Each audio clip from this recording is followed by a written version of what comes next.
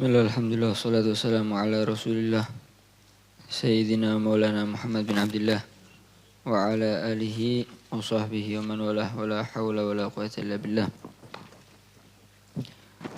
Setelah minggu kemarin kita membahas asbabut tayamum atau sebab-sebab orang diperbolehkan untuk tayamum. Minggu ini insya Allah akan membahas, selesai minggu kemarin ya, sebab tayamum. Sekarang membahas syarat-syaratnya tayamum. Membahas tentang syarat-syaratnya tayamum.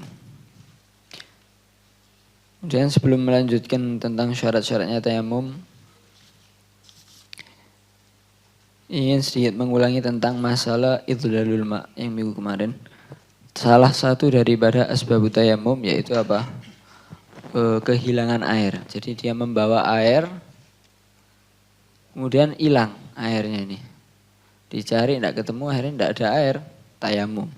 Salah satu sebab kita diperbolehkan tayamum, kehilangan air.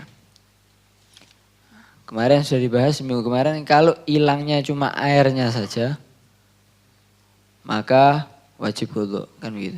Kalau hilangnya sak barang-barangnya semua, maka tidak wajib wudu. Nah, itu apabila setelah kita tayamum sholat airnya ketemu. Ya, ini ya minggu kemarin seakan-akan kalau tidak ketemu tetap wajib qadha. Tidak. Jadi wajib qadha itu kalau airnya ketemu setelah kita menggunakan.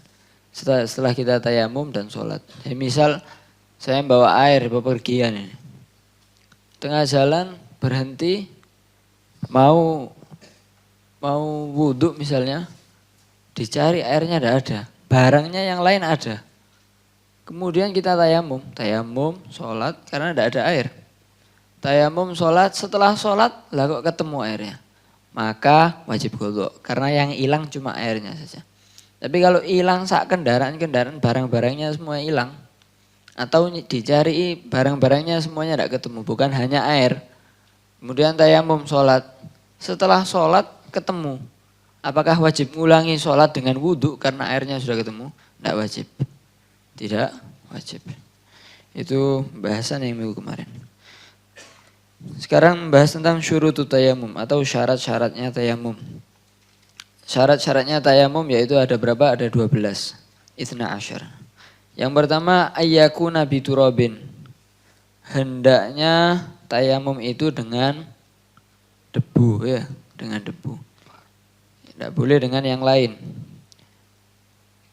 Maka apa? Ya selain debu tidak boleh. Debu ini walaupun tidak harus dari tanah ya. Walaupun dari debunya pasir. Pasir yang ada debunya juga boleh. Tapi kalau walaupun pasir yang dihancurkan sampai keluar debunya. Jadi aslinya mungkin pasirnya padat-padat, tidak ada debunya. Kemudian diulek mungkin ya atau diapakan? Dihaluskan gitu sampai ada debunya. Nah, maka diperbolehkan. Karena romel itu min jinsit turab ya. Romel itu termasuk min jinsit turab. Tapi kalau batu dipecah sampai halus, sampai ada debunya, maka tidak boleh. Karena batu itu tidak termasuk jenisnya debu. Jadi debu ini mau terbuat dari tanah, yang debunya tanah atau debunya pasir, diperbolehkan. Diperbolehkan. Kemudian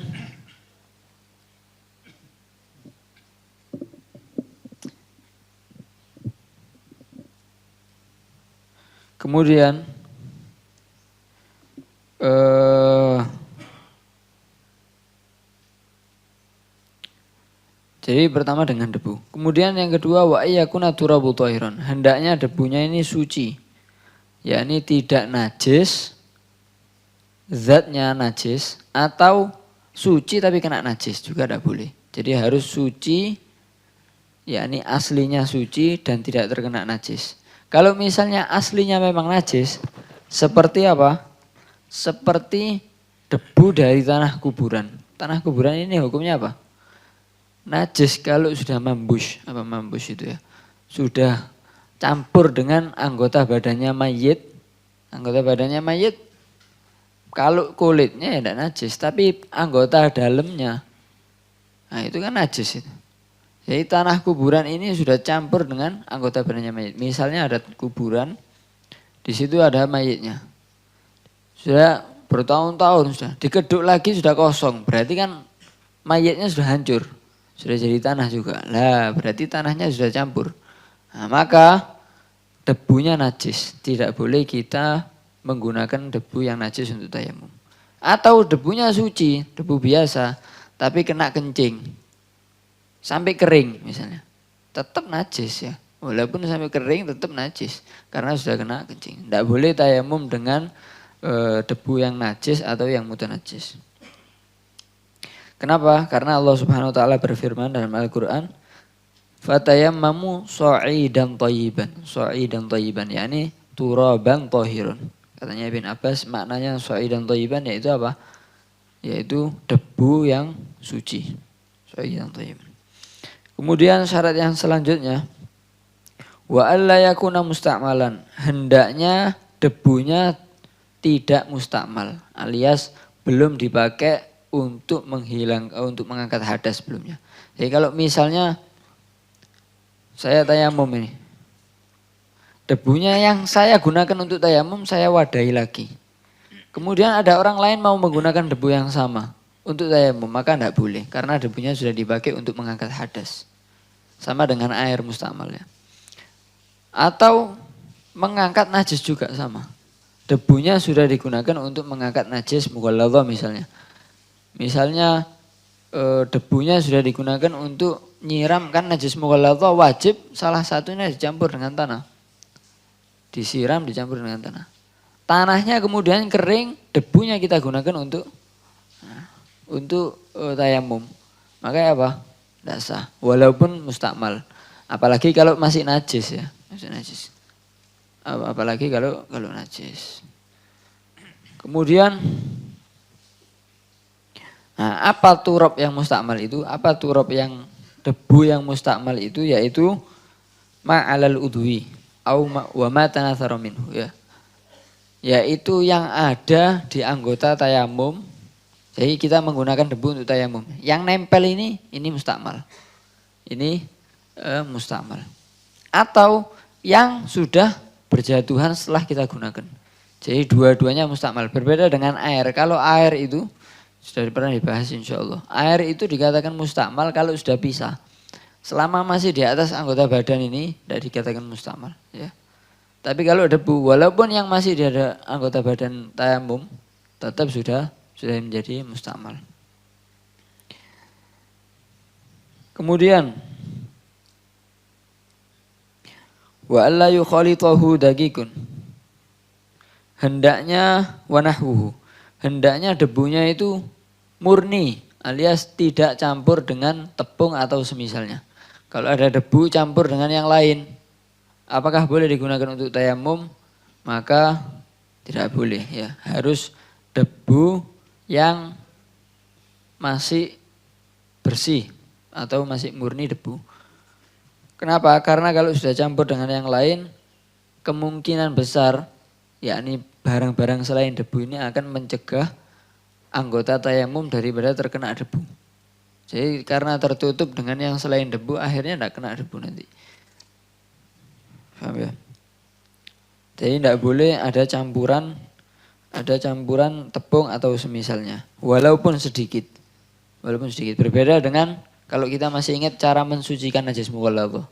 Kalau najis mughalladhah kan salah satunya airnya harus dicampur dengan tanah atau debu. Walaupun ada campuran tepungnya sedikit tidak masalah.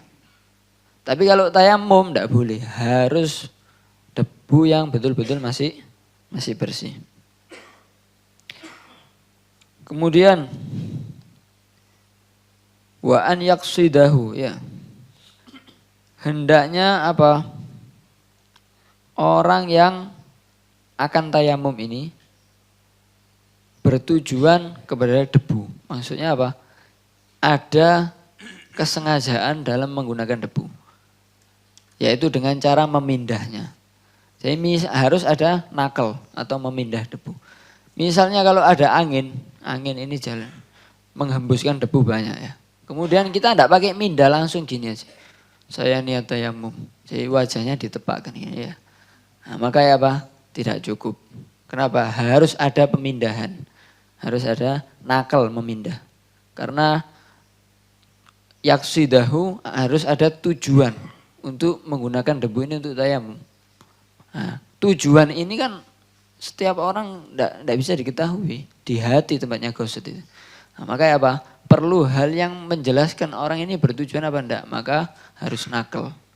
Orang dikatakan bertujuan ya kalau mindah.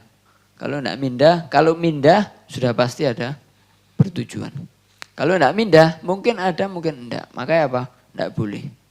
Maka tidak boleh. Jadi kalau ada angin bawa debu, enggak boleh kita nepakkan untuk ini ya. Harus boleh kita ambil, terus kita gunakan boleh. Tapi kalau langsung gini, walaupun dia sengaja ya, ada debu ini, saya tak parani sih. Gini dok, enggak boleh. Harus ada nakal.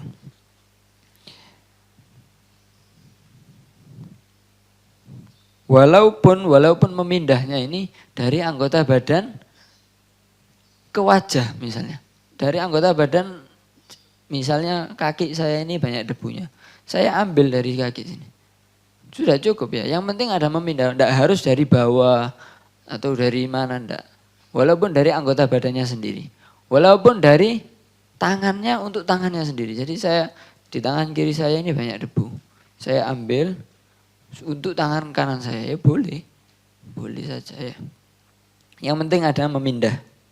Yang penting ada memindah. Nah, memindah ini tidak harus dia sendiri yang memindah. Orang lain boleh ya. Dengan izinnya dia. Jadi saya malas ini mau tayamum. Tayamum mau nopo ya. Saya malas sih. Akhirnya minta tolong ambilkan debunya. Orang yang ambilkan, saya enggak. Yang memindah debunya orang. Apakah cukup? Boleh dengan izin saya dan saya harus niat ketika dia ngambilkan debunya. Harus saya niat. Kemudian orangnya yang ngusapkan misalnya, ya enggak apa-apa. Enggak apa-apa ya.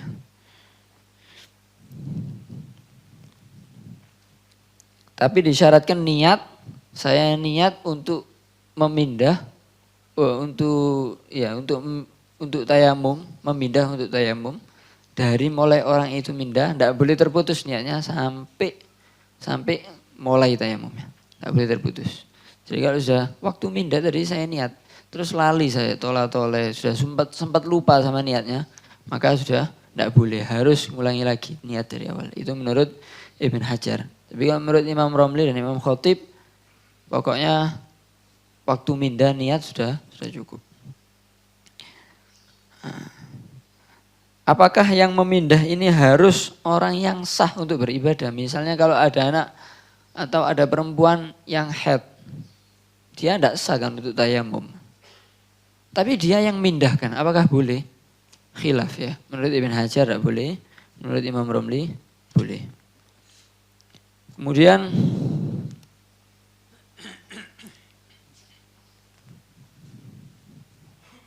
Kemudian wa ayyam sahawajhahu wa yadayhi binaqlatain.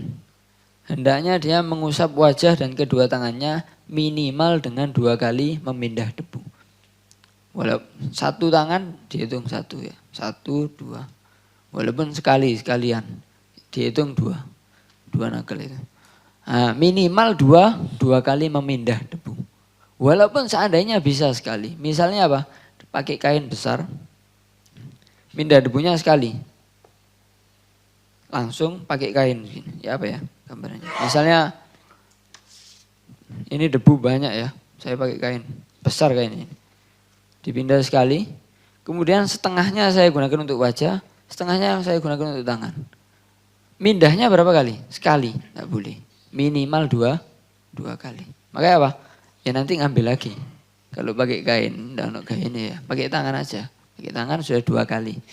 Kalau pakai kain walaupun cukup, walaupun banyak, tapi sekali tidak boleh. Tidak boleh. Minimal 2 kali. Yahsulu bikulli minhuma. 2 kali ini minimal. Boleh lebih. Ya kalau diperlukan wajib lebih. Wajib lebih. Tidak cukup kalau 2 kali untuk tangan, untuk wajah dan kedua tangan cuma 2 kali. tidak cukup, makanya apa? Boleh lebih, bahkan wajib. Tapi kalau sudah cukup 2 kali, maka makruh tambah. Wis cukup ini sudah rata, nambah lagi makruh. Bahkan bisa haram kalau turupnya tidak cukup kalau kita embo-embo. Jadi wajah sudah rata, kita sengaja ngambil lagi untuk wajah lagi. Padahal mungkin debunya tinggal sedikit, takutnya untuk tangan tidak cukup, maka bisa haram lebih daripada 2 kali. Atau dogel waget, ini kalau saya lebih dari 2 kali bisa keluar waktu ya, saking mepetnya. Kalau saya tayamum lebih dari 2 kali, padahal cukup 2 kali, maka haram.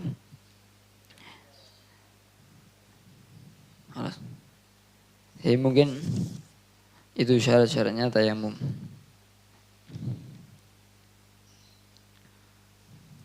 Ya. Allahu a'lam.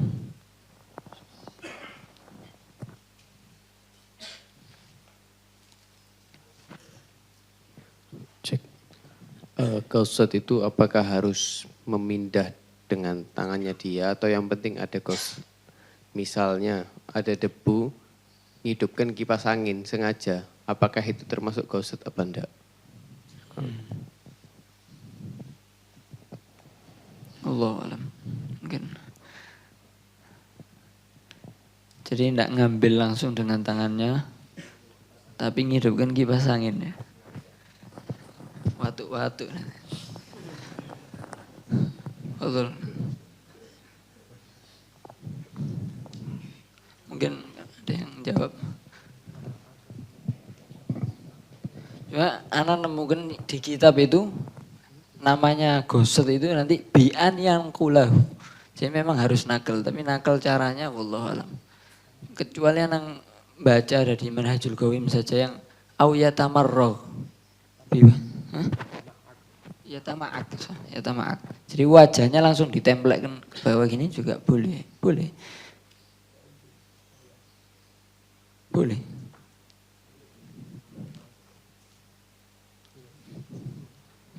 Mungkin nanti akan.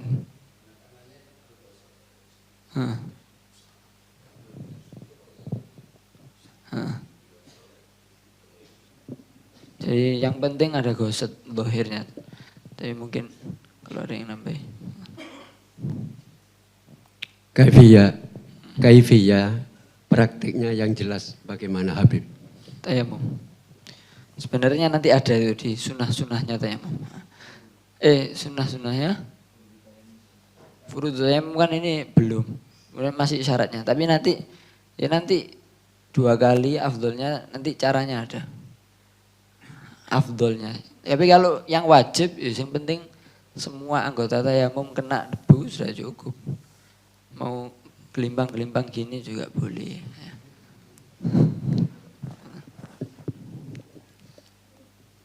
Untuk yang masalah tadi wa in qasada bi wuqufihi fi hububiha at-tayammum lam yakfi. Kan itu ya.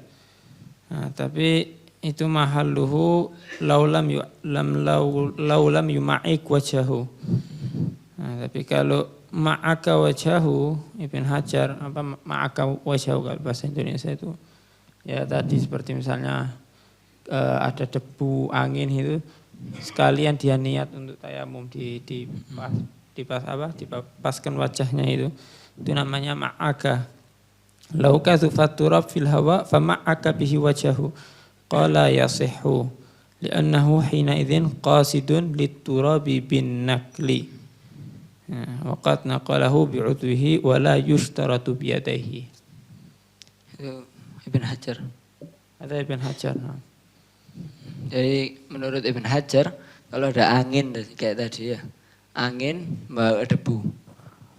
Kemudian kita sengaja langsung sambil niat tayamum sambil sengaja ngenakan wajah ini dengan debu, maka Ibn Hajar sah cukup ya. Karena sudah ada tujuan untuk memindah turab.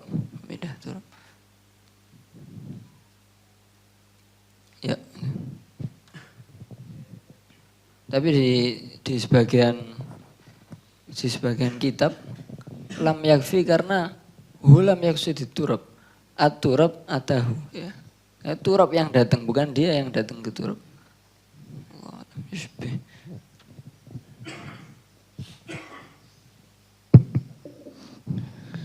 Apakah berbeda di antara naklu turab wa qasdu turab?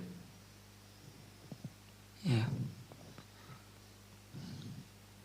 Qasdu turab sama naklu turab kalau terjemahannya beda. Tapi prakteknya aja satu ya. Kalau gosot harus nakl.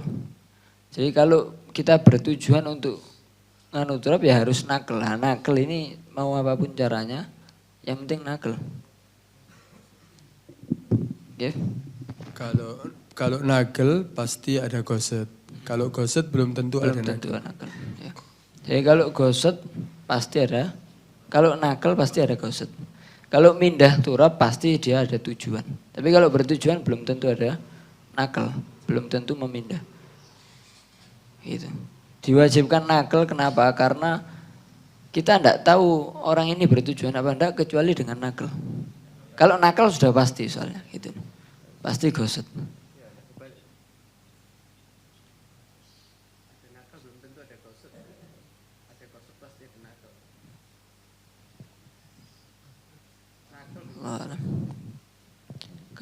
Kalau ada nakal pasti ada gosot. Ya memindah tapi tidak sengaja. Mindah. Ya, kemungkinannya kecil. Tidak, yang penting gosot turap. Kita yang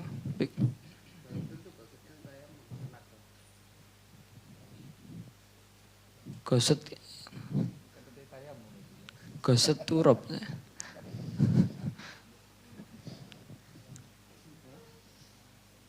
Jadi kalau nakal, karena ya itu tadi gosot itu kan tidak ada yang tahu kan tempatnya di hati. Jadi perlu tanda yang jelas orang ini ada gosot apa enggak, caranya ya nakal itu sudah. Kalau orang nakal berarti gosot. Kalau enggak nakal ya mungkin gosot mungkin enggak, makanya dianggap seperti enggak gosot. Mungkin ini bisa bantu. Ya.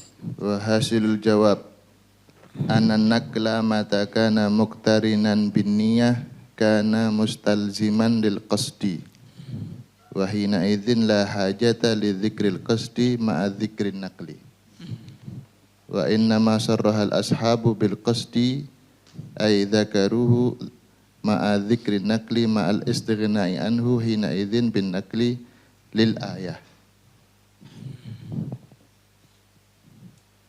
Berarti kalau sudah mindah terus ada niat tayamum ya pasti sudah ada gosot. Tidak mungkin enggak. Tidak mungkin enggak.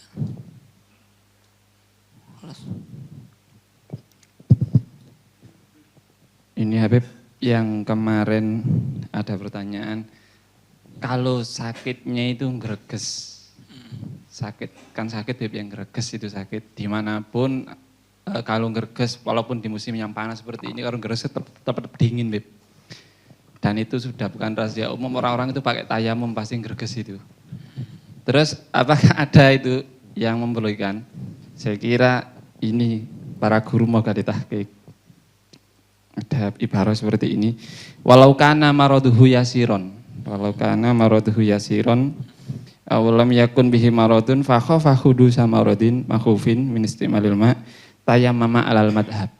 Tayammama alal madhab. Saya kira greges itu sumpah Bib. Jadi kalau udah junub, waktunya mandi, waduh greges itu tambah parah kaunya Bib. Jadi tambah lama jelasnya. Semoga ini bisa menjadi jawaban untuk yang kemarin. Memang berhenti di situ, tidak ada lanjutannya. Sudah, masalah lain. Ada. Au yakhafu syiddata dona. Kalau fil majmu' hada ilam ya'si bil ma'rad fa in asabihi lam yasya tayammum hatta yatub. Udah itu aja. Jadi semoga bisa ketika maradnya itu ringan. Sakitnya ringan jadi tetap diperbolehkan untuk tayammum. Kitab apa? Madhab. Kitab apa? Unil Muhtaj.